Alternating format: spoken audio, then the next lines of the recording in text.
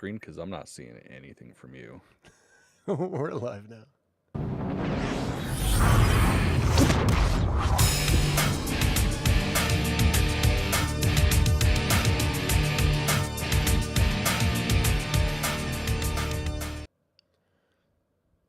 Can you see me, sir? Nope. Are we live? Because I Yeah, can't tell. we're live. Okay, cool. I've got nothing on my end saying that except for a delayed ass YouTube video. So anyways, welcome to the Infernal Brotherhood of the Scruffy Looking Nerf Herders. This is a live streaming video podcast by Star Wars fans for Star Wars fans. And today we're continuing our episodic review of Star Wars Andor with Season 2, Episode 11, Who Else Knows? Hell yeah. Timely reviews. We are finally fucking getting to this. It's only been like, what, 4 months? Oh, no, it's just shy of 4 months. It's been a little bit. I don't know how math works. Yeah. Well, and the thing is like, it's sort of, there's so much time. I'm like, do we really have anything to talk about at this point? Like, the distance, I'm just like, I'm kind of beyond this stuff at this point. But we got to put a bow on it. We got to finish it. You got to finish it. Only 2 episodes, so let's talk about it. So what were your initial thoughts of Season 2, Episode 11, Who Else Knows? So initial thoughts after the next episode was it should have just been 1 episode. Right. This was kind of a fluff episode. Like, I mean, it was really good, but there was a lot of shit that could have very easily have just been put into the next episode, and I wouldn't have lost anything from it. Right. Right. It does sort of make you question the 3-story arc, whether each is independently necessary. Like, the arcs are necessary, but whether each individual episode is necessary within that arc. In this particular case, I just really enjoyed seeing Krennic just being a bad guy. That was probably the best part, was Krennic just making Dedra shit her pants. I feel like that was great. Did you get the sense when you were watching Rogue One that Krennic was this mean and evil? Not really. I mean, it feels like he's trying to be menacing, especially when he's fucking with Galen, like as he goes to his farm, like, oh, what a miracle, your wife's not dead. Like, you kind of get the fact, like, the idea of this guy's a twisted asshole, but not quite like this. Yeah, this is next level Krennic. This is like Krennic before he is like cucked by Vader. Yeah. Yeah, that's where he definitely dropped a peg. Understandably. Vader was throwing his puns and chokes at him. You can only be hit by so many puns from Vader before you just can't get hard anymore. It's just a fact. It's an ancient Sith technique. Puns of rubbery cock. No, I loved seeing Dedra interrogated by Krennic in this. And let's just sort of get into the review here. Just the physicality, I thought, was even a little over the top. Like, he was like physically grabbing her face and head, and her like she's an attractive woman outside of the makeup of the show. In the show, we've talked about it before, she's just a weird looking human. But then he's like contorting her face and shit. It's so just adding insult to injury and making it so horrible. The best of it for me was the finger of doom. Because it's like he's foreshocking her. Yeah. Like, she just convulses. Her face looks like she's getting a finger on top of the head and a finger in the ass. Yeah, it was... it's a Chinese puppet. It was choice. Or Chinese trap. That's what it was. Chinese finger trapping her, yeah. I thought that was just brilliant acting. You know what it kind of reminds me of? When you're like a little kid and you're like your dad or your friend's dad sort of like pokes you or something, and you're just like, this is a gigantic finger like pounding into my head or whatever it is, you know? Like, they just seem so much bigger and, you know, than you are because you're just a little kid. That's what it felt. It was like dad finger like planting on her head. And you're just like, what did I do wrong, Dad? Jeez. Right. I'm home on curfew. Leave me alone. I loved it so much. And then, you know, just her not realizing how much she compromised everything. Yeah. Like, her pure ignorance of it all because she just wanted to get the get. She wanted to capture Luthen, and nothing else mattered. And she didn't even see Hirt, not Hirt, but who was the guy that was stealing it that got killed last episode? I can't remember the dude's name anymore. Yeah, I'm drawing a blank. Sort of passed. But in any case, she had no idea that he was like tapping into all her stuff.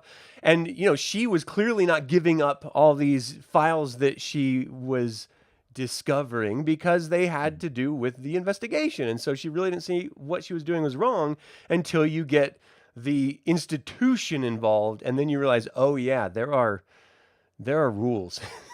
And she broke every single one of them. Pretty fucking much. It was just great. And then the other side of like the ego, the balls of this woman, thinking she could walk into the guy that's been eluding her for years and just capture him without a fuss. Like, really? He's been like under your nose the whole time, and you think you're just gonna walk in and cuff the dude? Come on. I mean, she did. Yeah, when he had like a there's a lot of problems with it. Tried to do seppuku. Oh yeah, that was just hilarious. How much everything she has ever done has bungled everything else. You can make the argument that Gorman, the way she handled Gorman and the bungling of it, even though they did exactly what they set out to do, setting them up to rise up against them and then exterminate them with, them being the fall guy, the Gormans, was successful, it still ended up failing because that was the clarion call for rebellion for everyone who wasn't even involved in the rebellion at that point or cared about it, So good. I loved it so much. And then I love how her former assistant that took over, he's like going through the hospital footage and just dominating everyone there. And he's the biggest weenie in the world. Yeah, it's so fucking funny. Like, that guy is not intimidating at all, especially with that voice. Like, I could not take that shit serious. I would get killed because they would execute me because I couldn't stop laughing at him. I think that's why ICE wears masks. Because if you saw them without their mask, they'd just be a bunch of fucking weenies. Just a bunch of ex-football players and nerds who are really into fucking militia. They're wearing lipstick. Well, orange lipstick, the remnants of sucking the big orange dick. Right, yeah. Thank you for the clarification. Yeah, I figured I needed it, actually. Did you see how he was like massively booed at the U.S. Open?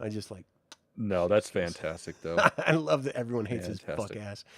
It's just anytime he makes a big public appearance, people boo him, and it's just that's how it should be. Yeah. Yeah, he's got this tiny little circle of people just licking that Cheeto dick. And then he steps 1 foot out of his little shell of Cheeto dick lickers. And suddenly everyone's booing him and hates him everywhere. And he's like, oh, why doesn't people love me? They're telling me I'm doing great. Fucking idiot. Yeah. All right. So Partagaz declares Clea a public health concern in order to expedite her arrest, because they sort of see that they initially thought it was like a team of 3 to 5 that broke into the... Makes sense because she did some fucking damage and it was just her. Yeah. But, to be fair, she's been doing this her whole life. She's a super badass. And I love, we get this really great dichotomy in this where she is, since being a child, she has been actively working to create the rebellion that she does not trust to go to like retire in. I just found that so fascinating. And we'll really sort of get that hammered home in the next episode. Yeah. But it's like, this is your life's work and you don't even trust them. How convoluted is this machine? I mean, I get it, man. I get it. I don't trust most of my clients, so just kidding. If anybody's watching, it's not you. I trust you. It's the other ones. Yeah, no one watches this. You don't have to worry about that. No one watches this. Hi, Sean and Chris. You guys are not no one. You're 2 people that watch this. Ice does have a Superman though, but it's the second worst Superman besides Nick Cage.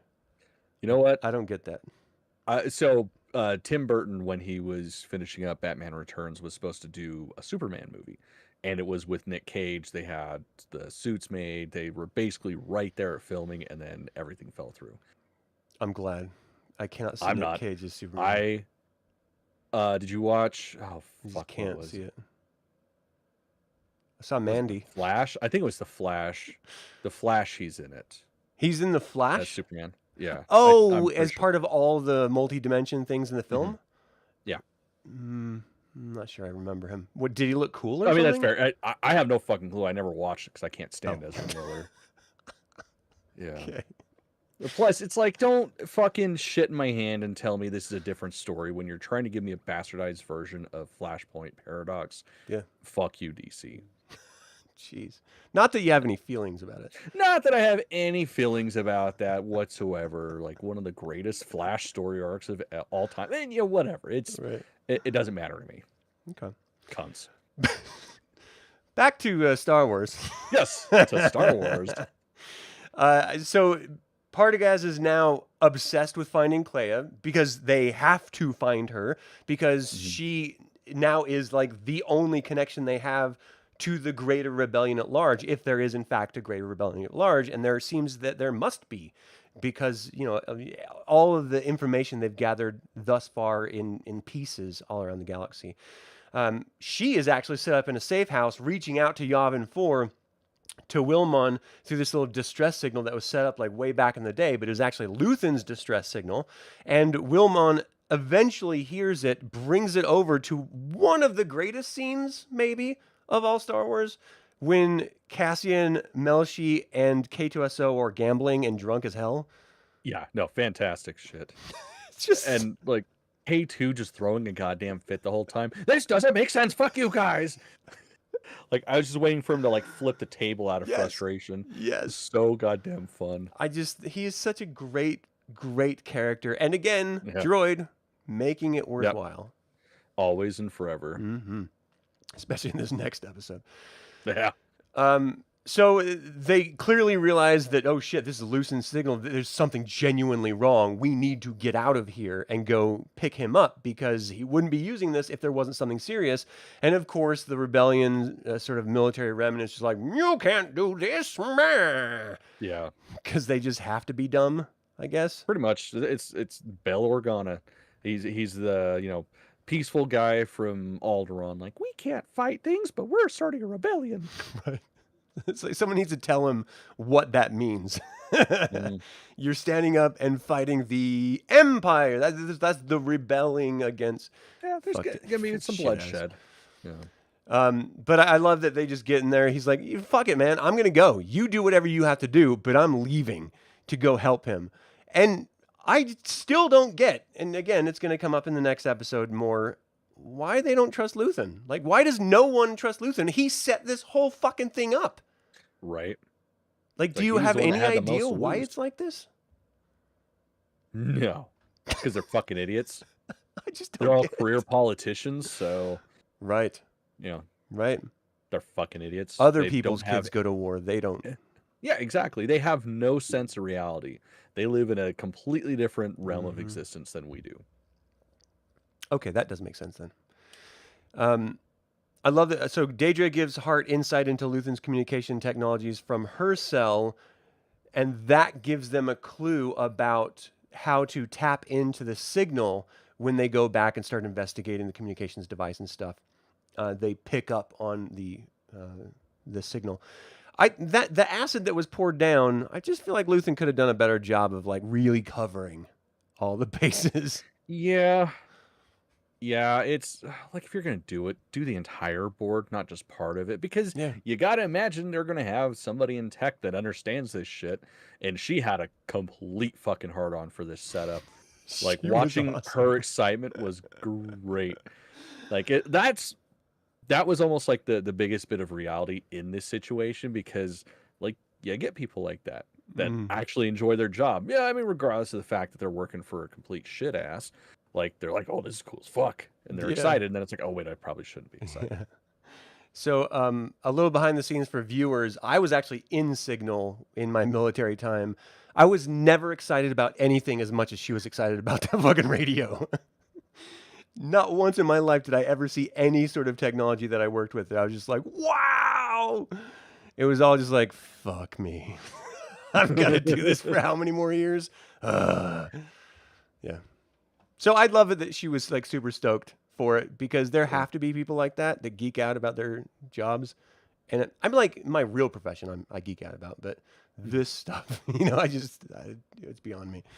But I thought it was really funny. So that then leads them to her safe house that has been used on Coruscant the whole time for years and years. That's the funny thing is, like, it's not just by that, like, it's literally anybody staying there, like anybody that's coming through. I was like, how the fuck have they not been caught yet? Like, it's not secure. It's not like shielded by anything. It's just a fucking apartment. But then again, I guess that makes sense because, hide in plain sight. Yeah. I mean, you would think that there would be like neighbors. They're like, yeah, there's always someone strange in there. And then they're gone for months and then someone new comes in. I don't get it. A lot of banging and gunfire. There's like drug lords coming in and dropping shit off for a while. And all sorts of crazy shit. But we sort of end with this idea that the Empire has zoned in on her, and Cassian is going to pick her up, with K2SO sitting there and just really being grounded. He's like, you will sit here and you will wait for us. Do you understand? And he's just like pure sass the whole time. I love him to death. I want this to be all ad-libbed. Like, so desperately bad. It's probably not, but I wish it were. Because it could be. Like, it's that funny. I think it's so good. Yeah, the thing is, like, Alan Tudyk, like, I could see that being the case, because he's just a fucking funny guy. Mm-hmm. But he's so great. Who knows? He's so great. So they land, and they're going in, and they're actually communicating with Daedra, trying to get her to return to Yavin, and she's like, I don't want to. No, you guys suck. All the while, there's like a badass like ex-clone trooper team. I don't even know. They're like the Bad Batch, but cool. Like, right. Coming into invade. Like, if they did the Bad Batch right, it would be this assault team that goes in. And they got the nerdy ass dude to go with them, Hart Hirt.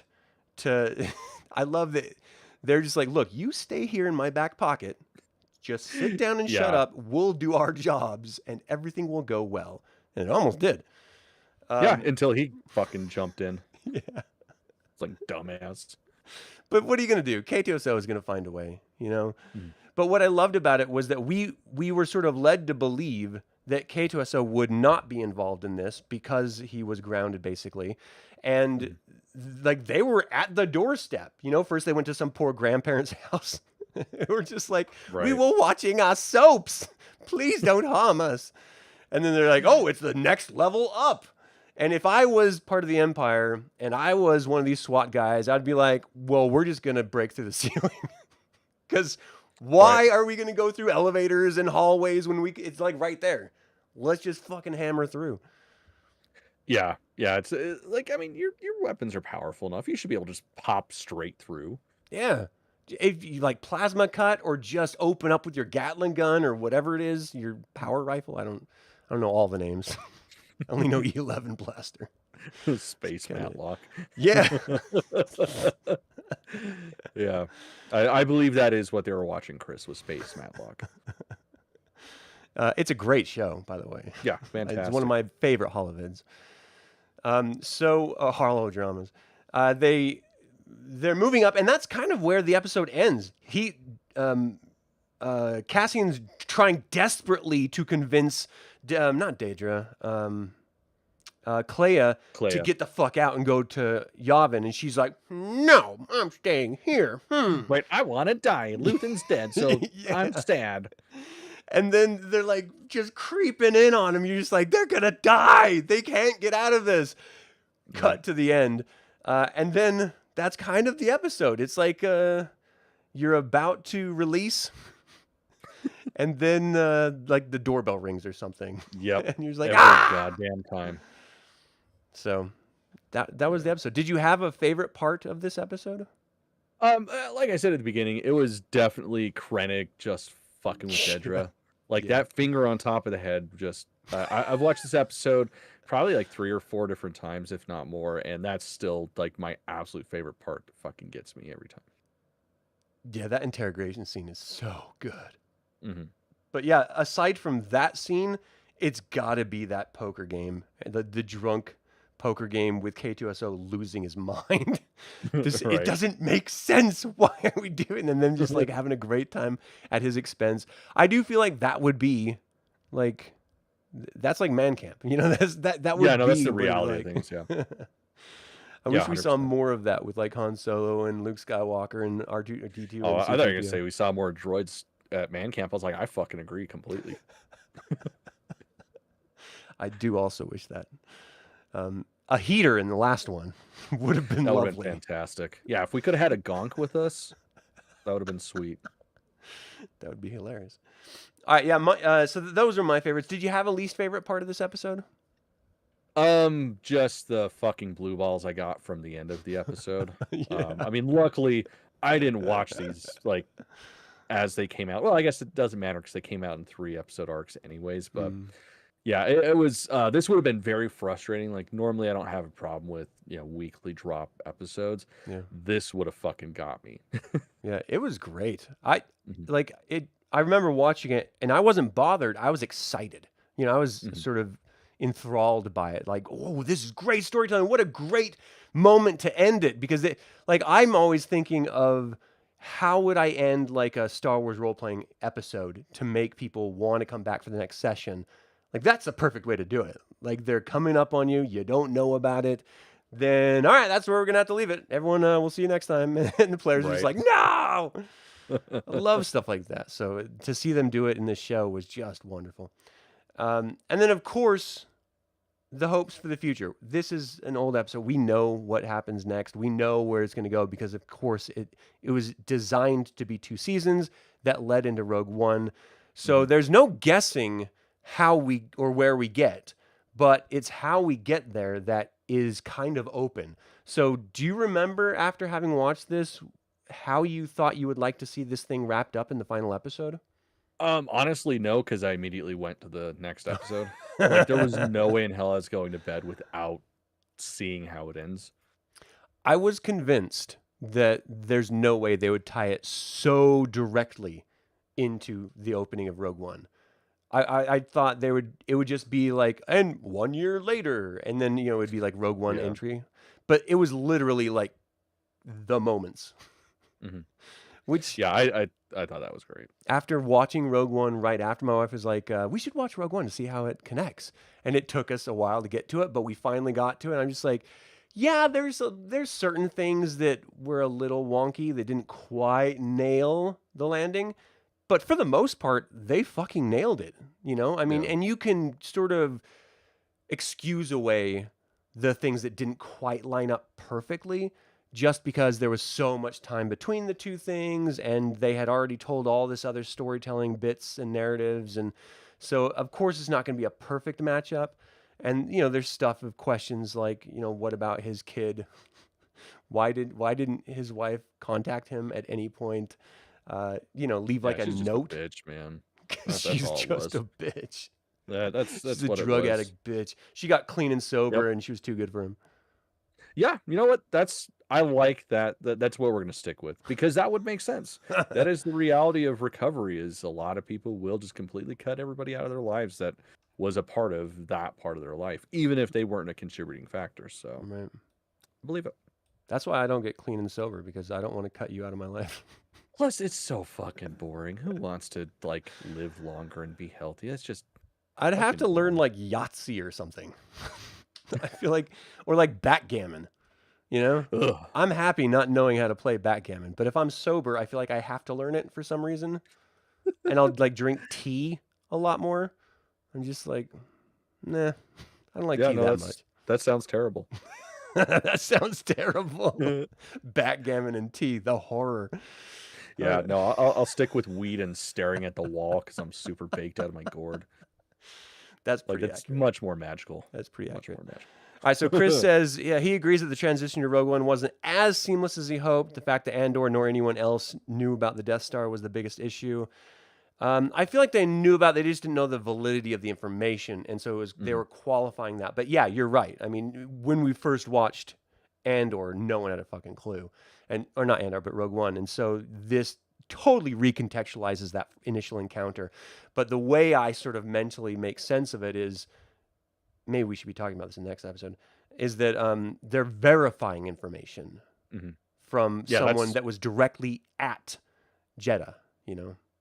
Yeah, because I mean, really, the thing is, they had what 3 things to go off of: Galen Erso, Death Star, and whatever the fucking other thing was that Clea was forced to memorize. Right. I probably should have. That's what it was. Yeah, it was Galen Erso, Death Star, Jeddah, if I remember correctly, which I probably don't. Yeah, it was Jeddah. But we're gonna say I did. But we'll fix it in post. Yeah. All right. Anything else you wanted to cover with this thing? Nope, I think we got it. All right. Well, I can't believe we finally finished this one. Thank you all so very much for tuning in, both live and chat. You're gonna jinx us now. Your shit's gonna go out again. Damn it.